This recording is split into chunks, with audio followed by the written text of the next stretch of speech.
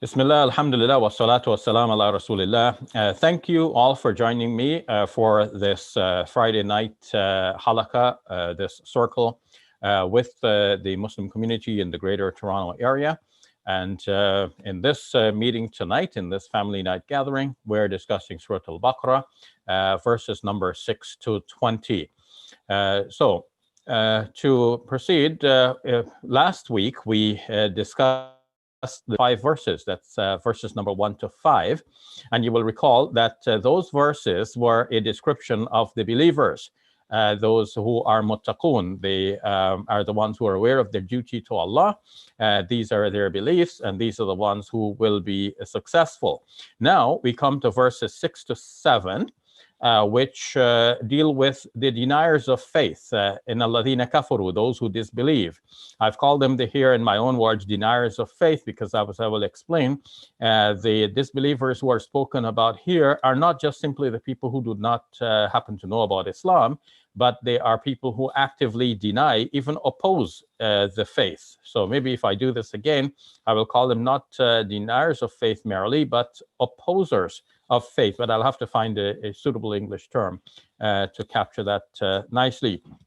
And then finally, the verses 8 to 20 describe the hypocrites. So here we can see at a glance that up to verse 20 in this surah, we are dealing with 3 different kinds of people. First, the believers. Second, the deniers of faith. And finally, the hypocrites. So since we've already discussed the believers last week, now we will deal with the deniers of faith. So verses number 6 to 7 about those who deny the faith. All right, so verse number 6 is where we're starting now.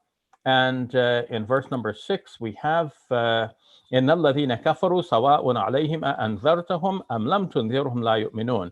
Now, if you're trying to follow me, and I hope you are, then if you know how to read the Arabic script, then you can read with me from the first line there. If not, then you can try to read the same Arabic words spelled out using English letters. This is called a transliteration. So you can read the transliteration that comes under it. Now, you will notice that above some vowels, I, U, and A, above some of these, there is a bar. That bar just simply indicates that in that place, the vowel is long. So inna, the vowel is short. There's no bar there. Alladhina, all of the vowels are short. Well, the 2 A's are short, except the I is long. Kafaru, the U is long, so it's U, not U. Kafaru. And then sawa'un, so the A is long there, sawa'un. So that's how you make sense of those bars. So I'll read it one more time. Bismillahir Rahmanir Rahim. Inna alladhina kafaru sawa'un alayhim أأنذرتهم أم لم تنذرهم لا يؤمنون. Now, the English translation. As for the faithless, it is the same to them whether you warn them or do not warn them, they will not have faith. You will notice here that the Quranic text, the translation and transliteration are from the website alquran.info. This, from the website's own description, was set up by a couple of students in Copenhagen. May Allah subhanahu wa ta'ala bless them. And I find this website easy to use for this. It's easy to cut and paste, and you get the accurate rendering in the pasted result. And I will be using this throughout this presentation. My thanks to them and my acknowledgement of their great help. So what does this passage say? As for the faithless, you recall from my introduction that I said that I will not just simply take this to be people who are without faith, but generally, kafaru, the verb kafara in Arabic means to cover. And the farmer is called a kafir in this sense because the farmer places the seed in the ground and then covers it with soil. This is why in the Quran, farmers are referred to in the plural in one verse as kuffar. So it doesn't only mean those who deny faith. So in the sense of faith, what does it mean? It means those who know the truth, but they are covering it up.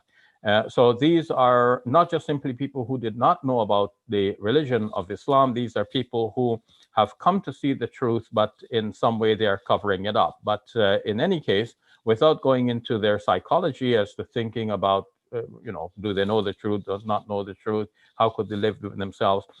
We should think of these people who are described here because of the description that is given, that they're not just even ordinarily persons who are not Muslims, but they are those who actively deny and oppose the faith. So what is the outcome for them? The next verse 7 says, ختم الله على قلوبهم وعلى سمعهم وعلى أبصارهم غشاوة ولهم عذاب عظيم. Allah has set a seal on their hearts and their hearing, and there is a blindfold on their sight, and there is a great punishment for them. So now one might be asking, all right, so these people already disbelieve. What's the sense of Allah putting a seal on their hearts? Now, we must understand that in order to explain this, we need to understand that everything that's happening in the world is happening due to natural causes on the one hand, and also due to divine causation on the other hand. So these are like two sides of the coin, the same coin. And often when we think of something happening, there are two different responses from a believer. A believer might say, oh, this is the doing of Allah. And a non-believer may say, oh, this is all happening by natural causation. But it doesn't have to be the like one or the other. A believer can be saying this is happening by natural causation, but also at the same time, it is happening by the doing of Allah Azza wa Jal. So I drink some water and I say, Alhamdulillah. I'm drinking some water. I say Bismillah before drinking it. So this, I'm giving credit to Allah subhanahu wa ta'ala for the fact that He provided the water for me. But I'm not denying at the same time that this water came to me through a whole process. There are human beings involved in making it possible for me to have this water to drink today. So saying that it happens by divine causation is not denying the natural causation, and giving thanks to people who have helped us in some way. Thus acknowledging the natural causation, we are not denying divine causation. Now, what happens in the Quran is that sometimes there is a switch from divine causation to natural causation, and back to divine causation, and back to natural causation. Mostly, the Quran is describing things from the point of view of divine causation. Why? Because that's what the Quran is about. People have tended to neglect God, they have forgotten God. They have just looked at the things which are visible to them. They are concerned with the hayat dunya, the life of this world. And dunya, by definition, means that which is close by. So they're looking at the things which are within reach and which they can study. And they know the people who are involved, people who have done things, and they just credit things to natural causation. And the Quran is drawing our attention to divine causation.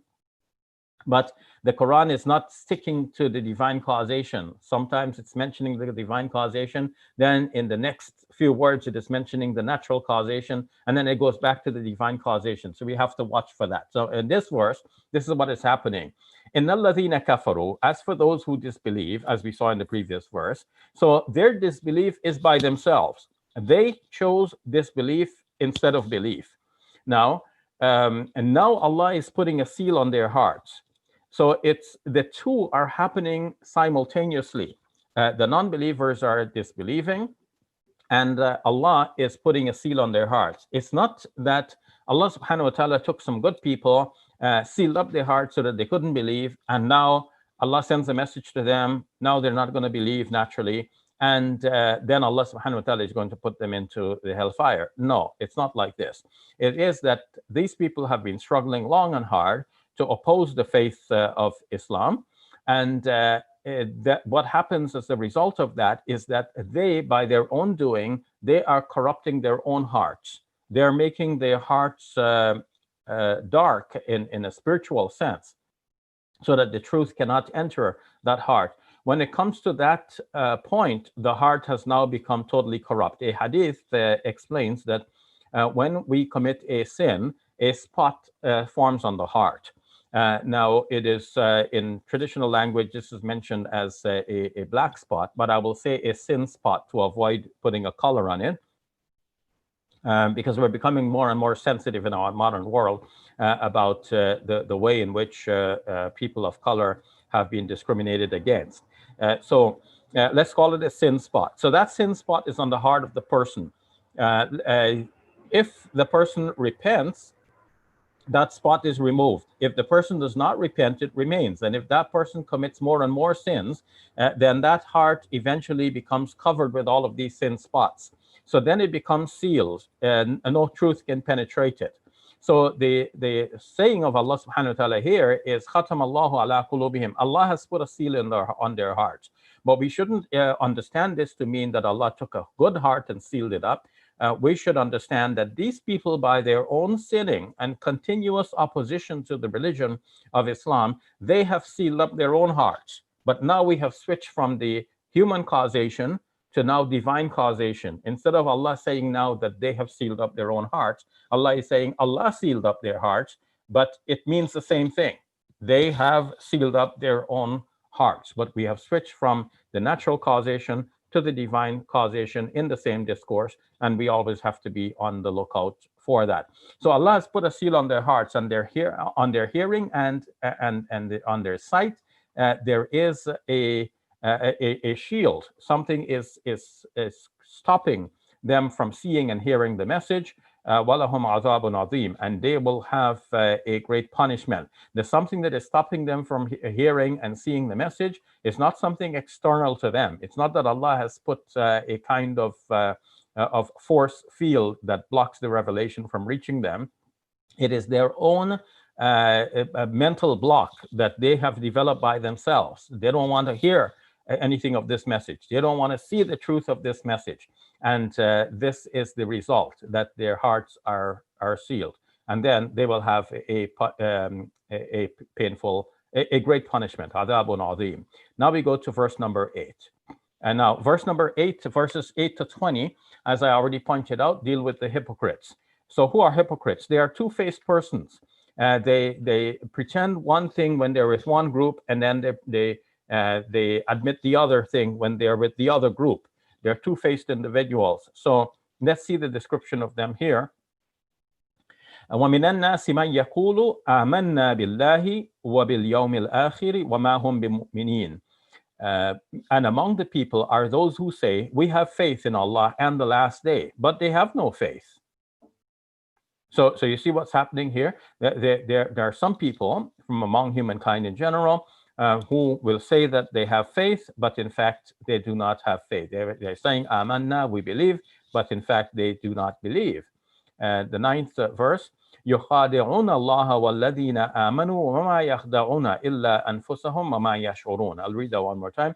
يُخَادِعُونَ اللَّهَ وَالَّذِينَ آمَنُوا وَمَا يَخْدَعُونَ إِلَّا أَنفُسَهُمْ وَمَا يَشْعُرُونَ. They seek to deceive Allah and those who have faith, yet they deceive no one but themselves, but they are not aware. Now, everyone knows, of course, you can't deceive Allah. But here, the Quran is putting it in this way because the Quran uses a number of rhetorical devices to get its message across and to win people's minds over to the Quranic arguments. Sometimes the Quran uses a type of ridicule of what the other people are saying.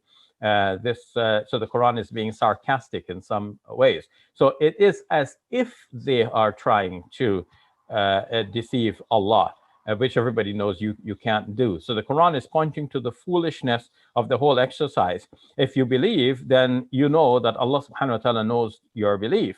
So and if you do not believe, you also know that that Allah knows that you do not believe. So what's the point of pretending, coming to the believers and saying, or professing that you believe?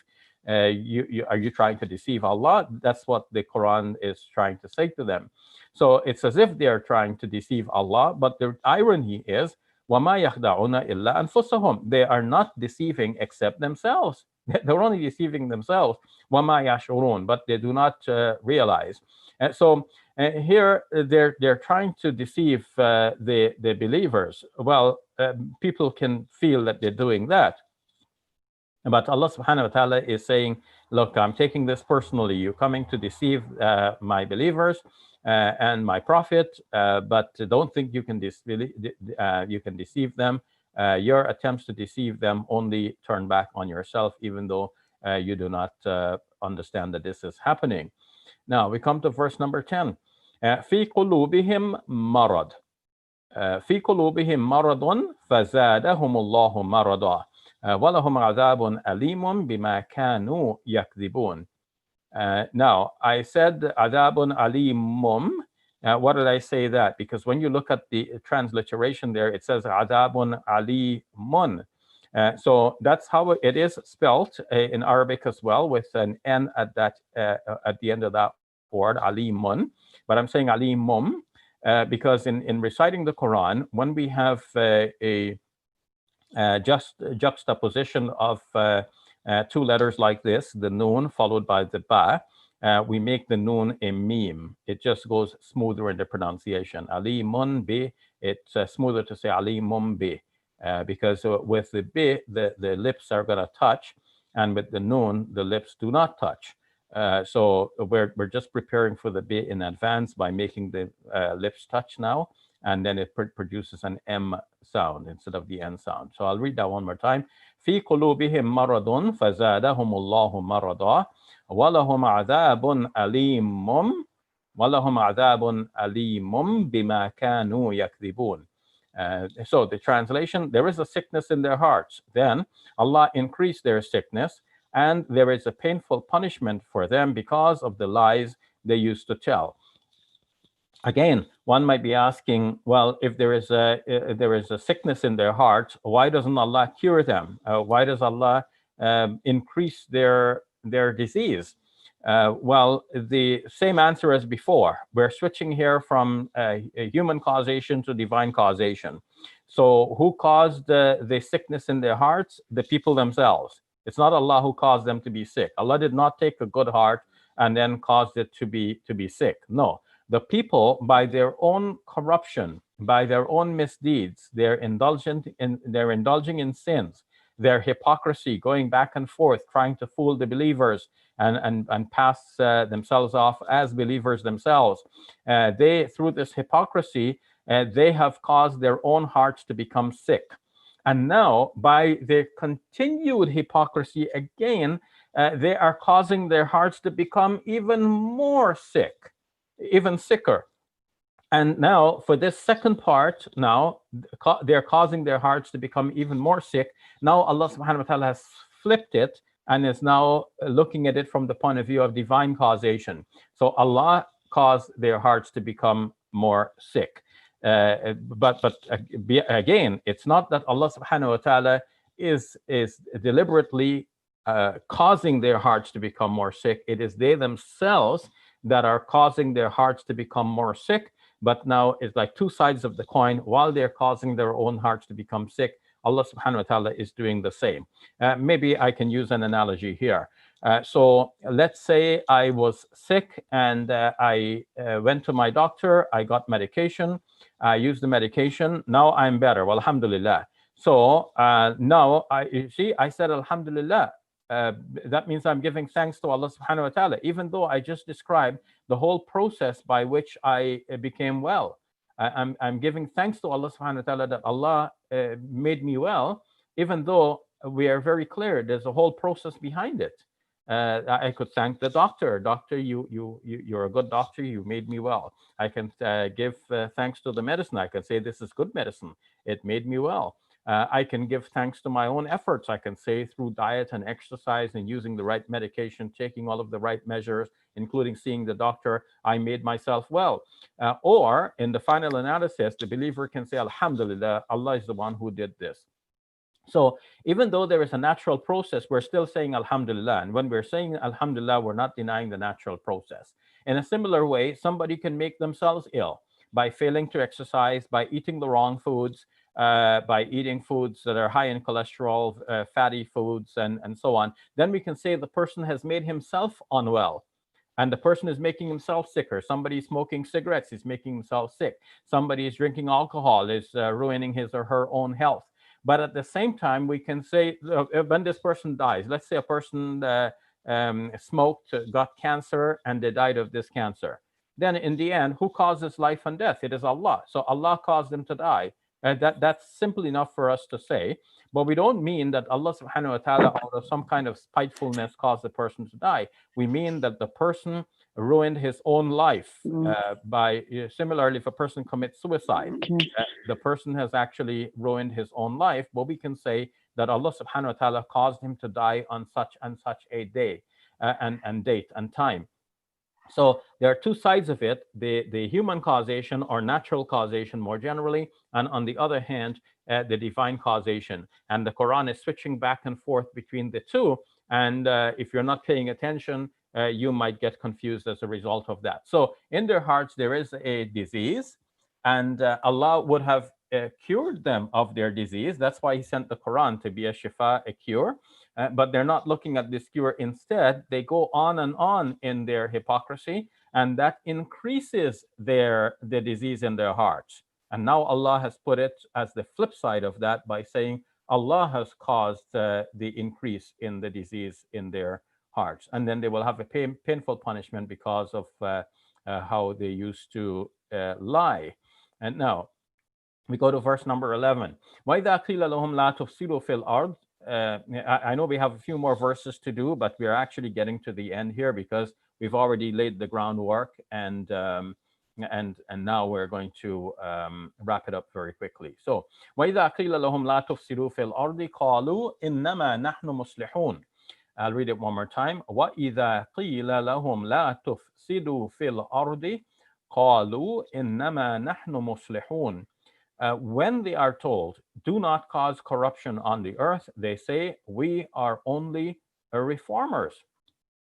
So here we have some people, they're causing corruption on the earth, but in their own minds, it's as if they're doing good things. And when you talk to them, they're saying, oh, we're only trying to do good. We're reforming. We're making good, we're bringing about good results here. And then Allah's reply to that. That's in verse number 12. ألا إنهم هم المفسدون ولكن لا يشعرون. Look, they are themselves the agents of corruption, but they are not aware.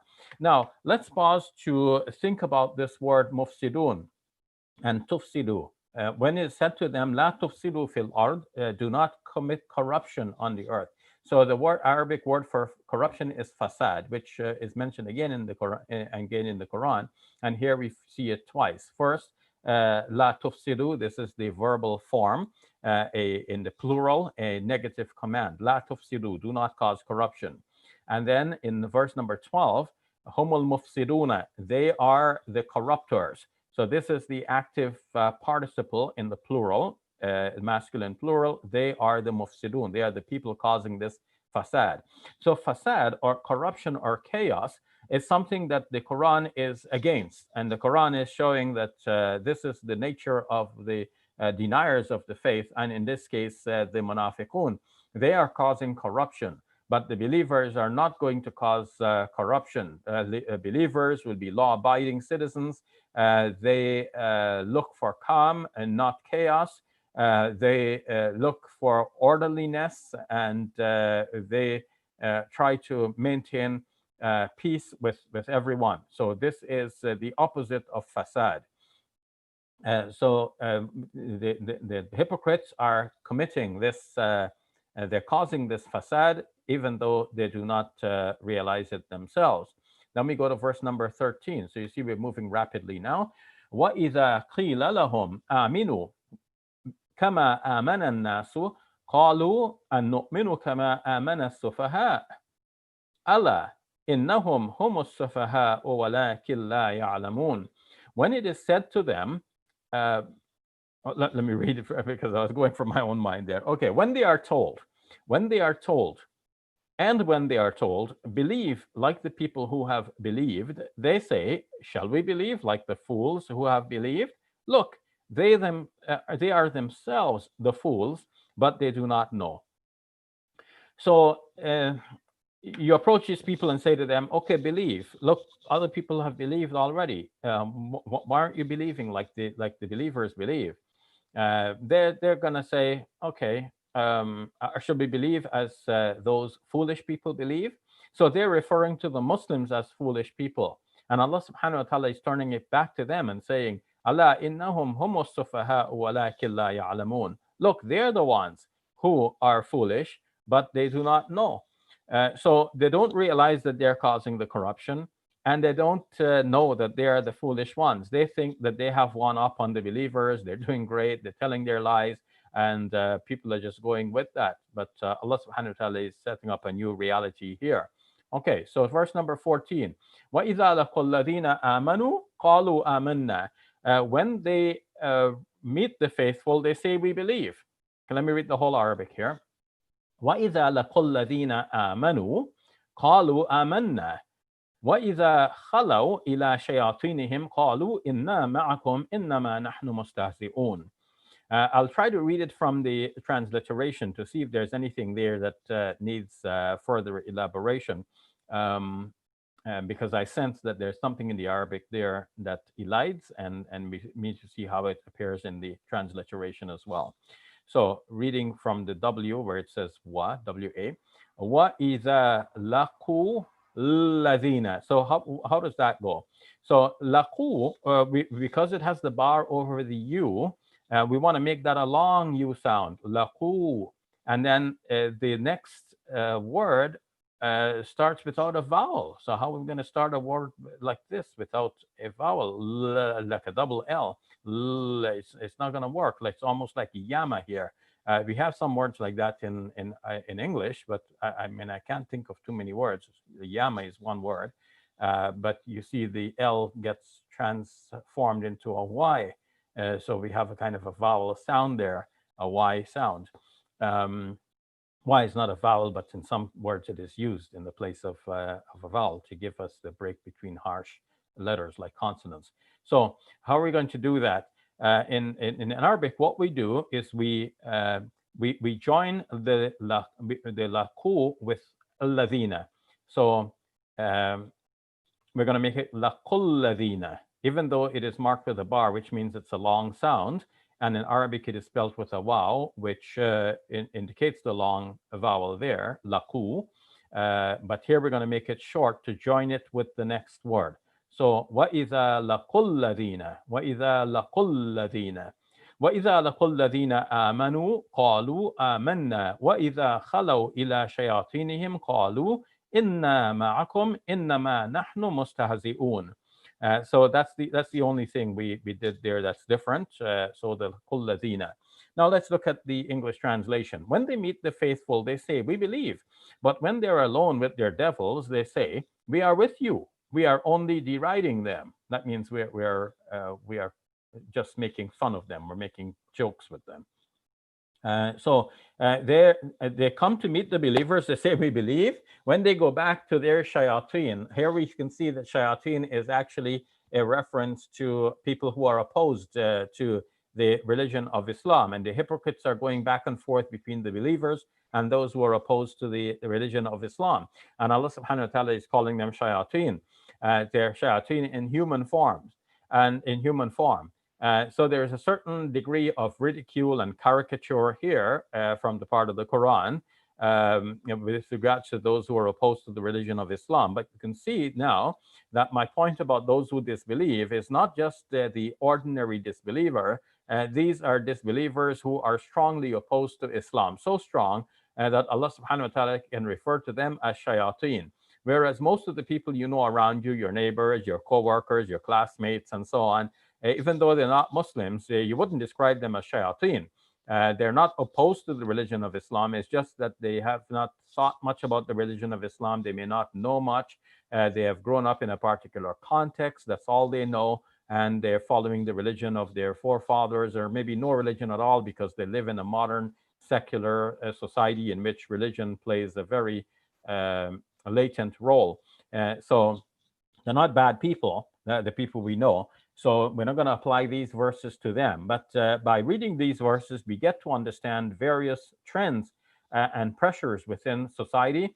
And we know to be aware of and to stay away from the negative pressures and to hold up our own faith for the sake of Allah subhanahu wa ta'ala. So a few more verses to continue with. And now things become simpler because we've laid the groundwork. It's going to be wrapped up within a few minutes now.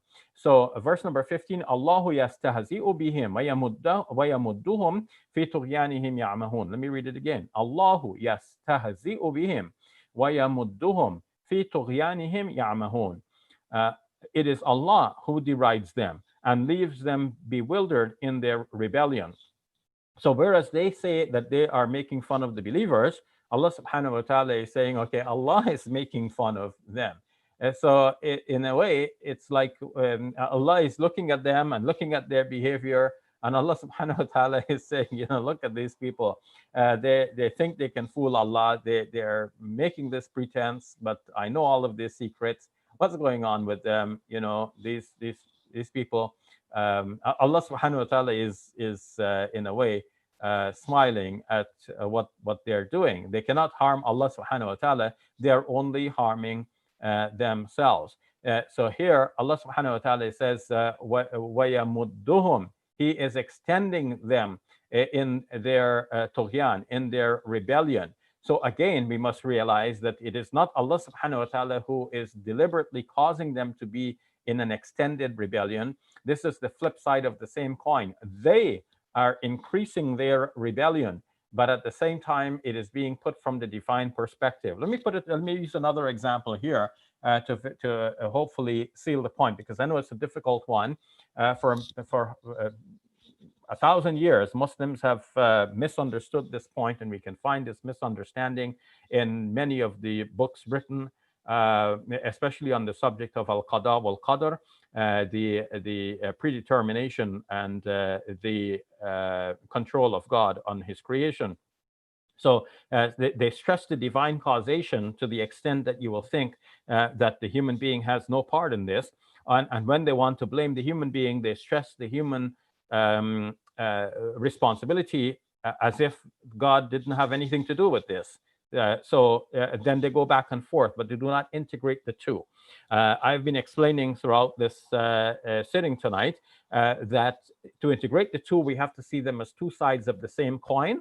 And we have to understand that the Quran is sometimes explaining it from the one side and sometimes explaining it from the other side. And it's going back and forth. But the progression is the same. So if we have, let's say, a sequence of events, 1, 2, 3, as the sequence of events, 1, 2, 3. But this sequence of events can be described in two ways, from the divine side, from the natural side. So we can say 1D, that's the divine action. 1N, that's the natural action or natural causation. 2D, that's the second action from the divine side. 2N would be the second action from the natural causation side. 3D would be the third action from the divine side. 3N would be the third action from the natural side. I hope you can follow that. Now, let's say I hear the adhan being called. And nowadays, obviously, the masajid are mostly closed. But let's say the masjid is open. I hear the adhan. Now I say, oh, let me go and pray in the masjid. So now I am walking towards the masjid. And then eventually I arrive at the masjid. And let's say I wasn't frequenting the masjid before. So when I come to the masjid, people are surprised and people say, oh, welcome, brother. Thanks for coming. Oh, mashallah, Allah has brought you here today. Okay, so now, is their statement, Allah has brought me to the masjid, wrong? No, we will all agree, Allah subhanahu wa ta'ala brought me to the masjid. That's the divine side, right? Okay, but now let's look at it from the human side. Didn't I already say, I heard the adhan, and then I made up my mind to go to the masjid, and then I walked to the masjid, and then I went there to pray. So we can describe them from the divine side or from the human side. So let's say now, first action, I heard the adhan. That's one N. That's one from the natural direction. But the same thing can be said from the 1D. Allah caused me to hear the adhan. All right, I walk to the masjid. So two, that's action number two. 2N, I walk to the masjid. That's from the natural side. But 2D, Allah took me to the masjid. So you see then that the same thing can be described either from the divine side or from the human side. And the Quran is going back and forth between the two. So we should be aware that when the Quran is mentioned the natural side, there is also a divine side. And when the Quran is mentioned the divine side, there is also a natural side. And the two are going together. As when we flip a coin, we can say that the head of the queen is spinning, or we can say that the caribou on the other side is spinning. They're both spinning together. They're two sides of the same coin. So Allah subhanahu wa ta'ala extends their tughyan, meaning at the same time, they are continuing their rebellion. They are extending their rebellion, and they are bewildered. They are like blind in this situation of their rebellion. And now to wrap it up very quickly then, Ulaika, this is the 16th verse, Ulaika alladhina اشتروا الضلالة بالهدى فما ربحت تجارتهم وما كانوا مهتدين. I'll read it one more time in the looking at the Arabic letters carefully, and then I'll look at the transliteration as well. أولئك الذين اشتروا الضلالة بالهدى فما ربحت تجارتهم وما كانوا مهتدين. Now looking at the transliteration, we will see what's different here. So أولئك الذين. Now you see this الذين does not start with its usual A. What has happened there is the A has been dropped, and we're going to use the A from the previous word. So أولئك الذين. We're going to join them together like that. That's why the A of الذين is dropped. الذين is a common Arabic word which means those people. It is a plural form.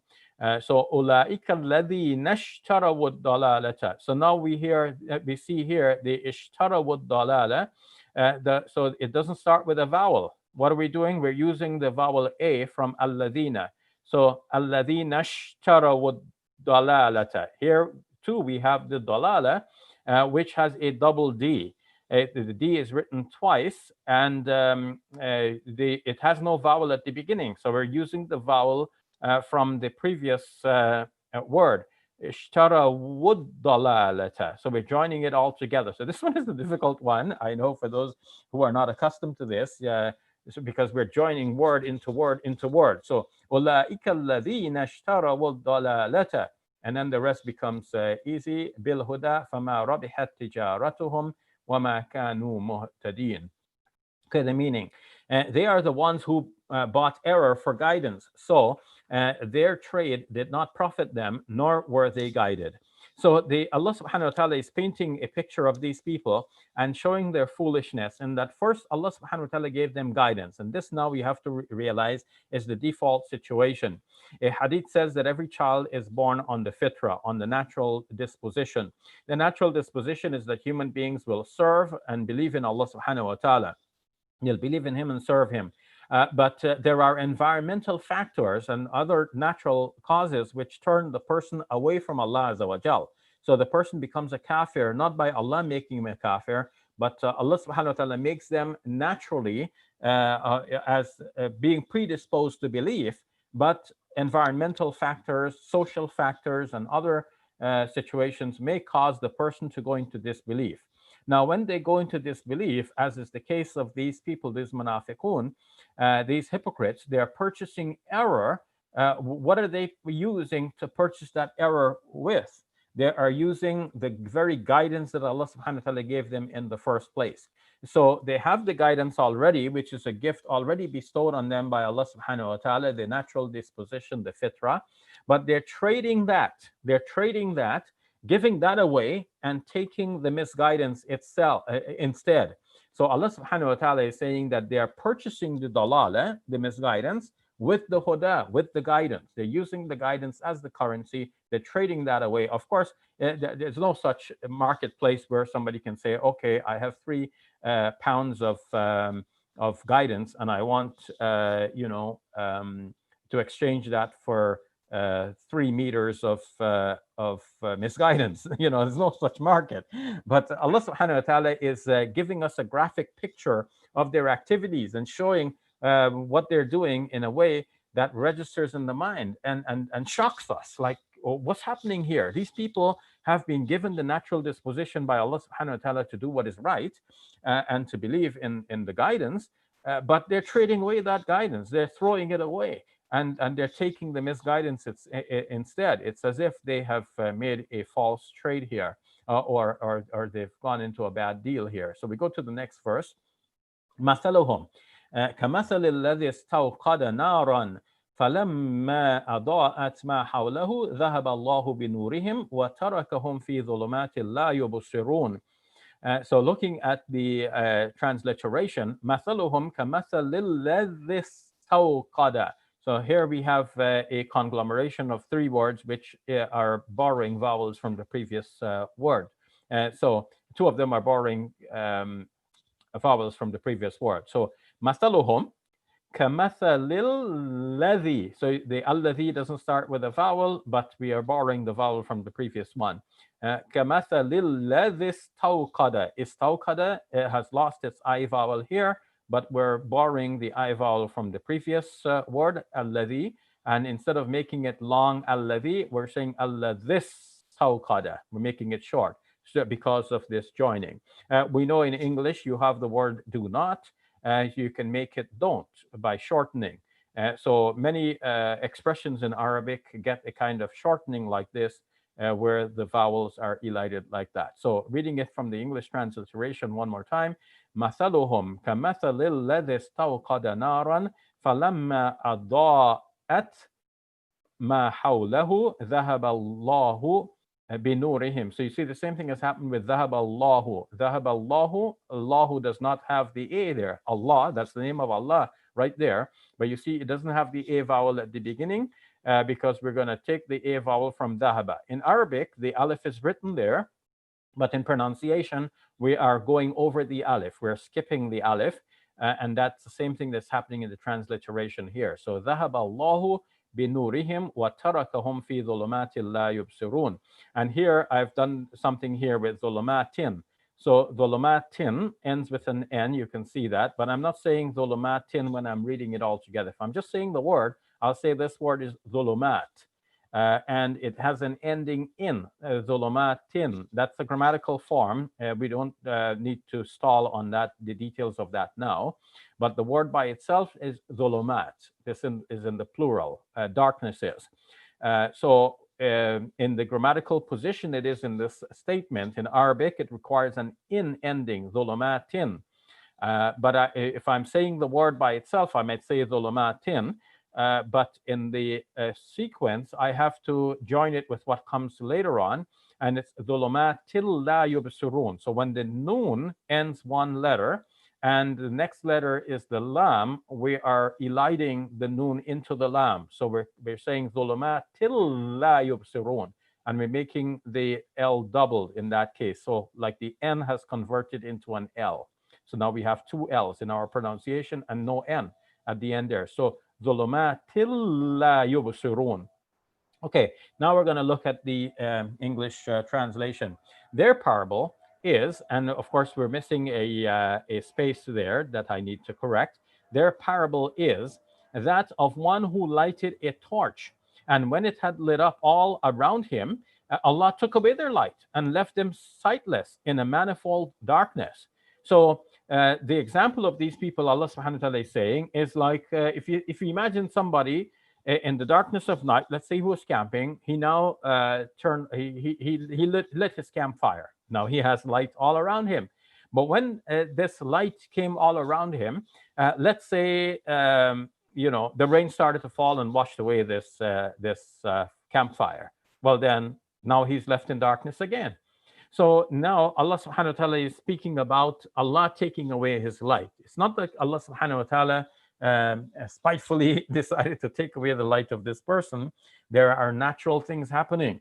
The rain comes by a sort of natural causation and washes away the camp. So his campfire is gone. Um, so Allah subhanahu wa ta'ala is saying, okay, think of that situation. The person went, he lit his light, he got light now, but the rains came, washed away his campfire. Now he's left in the darkness. Now, what about the person who is this munafiq, this hypocrite? He is like the person who had the light already provided by Allah subhanahu wa ta'ala. And now he has traded this light for darkness. Now he has darkness. And the darkness is making it impossible for him to see. So Allah subhanahu wa ta'ala is speaking as if Allah subhanahu wa ta'ala took away the person's darkness, just like the rain would come and wash away the campfire. But at the same time, again, I cannot emphasize enough because the point has been so misunderstood. Just ask me about this in case it still needs some further elaboration, because everything needs time to absorb. And sometimes when people hear about an idea for the first time, they want to understand it and accept it, but they need more clarification. So do ask me. So these people, these munafiqun, they traded away the guidance, they took misguidance instead. And Allah subhanahu wa ta'ala is saying that's like the person who lit the campfire, he had the light already, and then Allah subhanahu wa ta'ala took away his light, so he's left in darkness. And then the next verse, then summun bukmun umyun fahum la yarji'un. They are deaf, dumb, and blind, and they will not come back. Now, I need to pay attention to the English transliteration here again, because we have some eliding going on by one word being joined to another one. So we see summun, but I'm not saying summun, I'm saying summum bukmun. That's because the noon is being elided into the B sound. Instead of N, we're going to say M because the lips are going to touch here. Summum bukmun, umyun fahum la yarji'un. So deaf, dumb, and blind, they will not come back. So now these people have gone so far that they're not going to come back to the right path. That's why in the case of some people, Allah subhanahu wa ta'ala says, Sawa'un alayhim anzartuhum am lam tundirhum. It's the same for them, whether you warn them or do not warn them. La yu'minun, they're not going to believe. So they're left like this. Now, the 19th verse, and just two more verses to go. We'll wrap this up in a moment. أو كصيب من السماء فيه ظلمات ورعد وبرق يجعلون أصابعهم في آذانهم من الصواعق حذر الموت والله محيط بالكافرين. Or that of a rainstorm. So the example of these people is like, here's another example. It's like the rainstorm from the sky, wherein is darkness, thunder, and lightning. They put their fingers in their ears due to the thunderclaps, apprehensive of death, and Allah besieges the faithless. But here, the faithless are not just simply those like our neighbors who have not heard much about the religion of Islam. These are people who were actively opposed to the religion of Islam. So we spoke about the kafirun. Now the term kafirin is being used here as well, because these hypocrites are essentially kafirin, but they're not accepting it. I mean, not in the public. When they come to Muslims, they're saying we are believers. When they go back to their shayateen, then they say we are kuffar like you. We deny as well. So Allah subhanahu wa ta'ala is calling them what they are. They are actually kafirin. But in the Muslim society, they will be treated as believers, because once they come in and confess and say we are believers, we just accept them as such. So it is like this. Their example is like this. Like, when you think about this lightning coming in, they're putting their fingers in their ears, afraid of the thunderclaps, apprehensive of death. In fact, in the end, Allah subhanahu wa ta'ala is warning them they cannot save themselves from Allah Azza wa Jal.